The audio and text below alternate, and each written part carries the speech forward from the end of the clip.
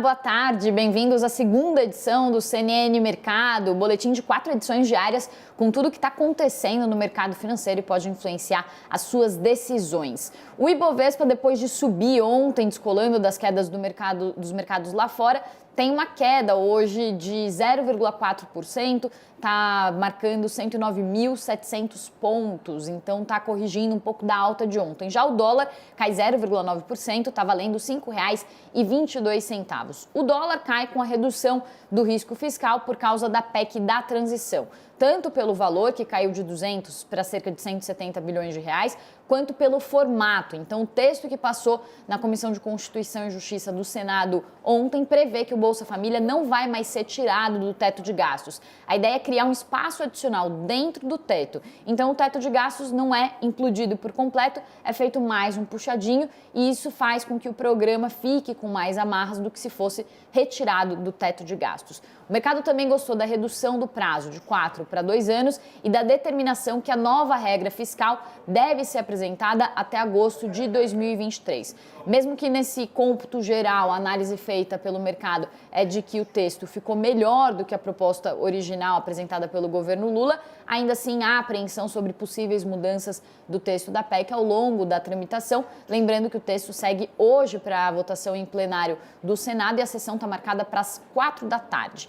Depois da alta de ontem, então, como eu disse, a Bolsa está caindo, o que influencia, além dessa apreensão com o PEC, é o pessimismo lá de fora por causa do aumento do temor sobre recessão global. Além dos dados fortes da economia americana terem revertido a expectativa de que o Banco Central americano já vai poder pisar forte nos freios, isso mudou depois desses dados, tem outros fatores que também estão reforçando o pessimismo. Os bancos Morgan Stanley e Goldman Sachs estão falando sobre demissões justamente por causa da previsão de recessão e a Bloomberg está estimando um crescimento de só 2,4% para a economia global no ano que vem, o que seria um dos menores crescimentos em 3 décadas, só tirando os anos de crise de 2009 e também da pandemia em 2020. Por fim, também a China divulgou dados fracos de exportação e importação que estão ofuscando um pouco aquele ânimo que vinha trazendo para o mercado com as notícias sobre flexibilização.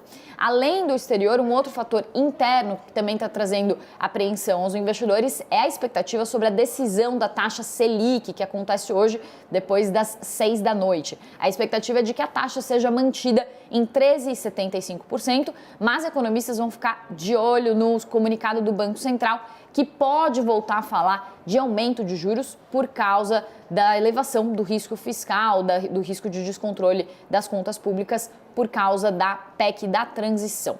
E a gente conversou mais cedo com o senador Randolph Rodrigues, que é um dos coordenadores do grupo de transição do novo governo, justamente sobre os próximos passos da tramitação da PEC da transição no Congresso. Segundo ele, o valor de 145 bilhões de reais adicionais ao teto para o Bolsa Família não deve passar por alterações, mas pode haver uma discussão sobre aqueles 23 bilhões adicionais que são destinados a investimentos a partir de arrecadações extraordinárias de receitas extras. A gente vai ouvir. Minha expectativa é a aprovação do texto da proposta de emenda constitucional conforme veio da CCJ. Iremos propor um debate mais a miúde sobre esse dispositivo que foi incluso dos 22 bilhões sobre o excesso de arrecadação. Mas nada que, no nosso entender, impeça o que é prioridade para nós, que é a aprovação dessa proposta de emenda constitucional, que eu reitero, é fundamental para a inauguração de um novo governo. É fundamental para pagar 19 milhões, para garantir a 19 milhões de brasileiros que recebam um programa social de R$600, mais R$150 por criança acima de 6 anos. É fundamental para restaurarmos programas sociais como Farmácia Popular, que foram paralisados no período atual. É fundamental para retomarmos o mínimo de obras de infraestrutura, como, por exemplo, programas sociais como Minha Casa Minha Vida, de criação, de geração de habitação para os brasileiros. E para terminar o nosso CNN Mercado, uma ótima novidade para você que investe a partir de agora. Dá para comprar títulos do Tesouro Direto via Pix. O programa do Tesouro Direto lançou hoje o CAD e Pag, que é uma ferramenta de cadastro simplificado e que permite fazer os investimentos via Pix. Eu já testei, você faz o cadastro lá no site do Tesouro Direto, dá para fazer o investimento em menos de 5 minutos, mesmo que você ainda não tenha cadastro numa corretora, você vai lá, escolhe o seu investimento, ele aparece naquele carrinho como se fosse uma compra online e com isso é só fazer depois uma transferência via Pix por meio de um QR Code. É um método super simples aí para quem quer começar a investir. Os títulos do Tesouro também estão agora com rentabilidades bem atraentes por causa da taxa Selic, que está elevada em 13,75% ao ano. Então, uma ótima dica aí para quem está pensando em investir, quem recebeu o 13º, está com um dinheirinho aí para aplicar. Bom, e o CNN Mercado vai ficando por aqui. Daqui a pouco a gente volta com o Fernando Nakagawa, que traz mais atualizações do mercado às 2h45. Até logo, tchau!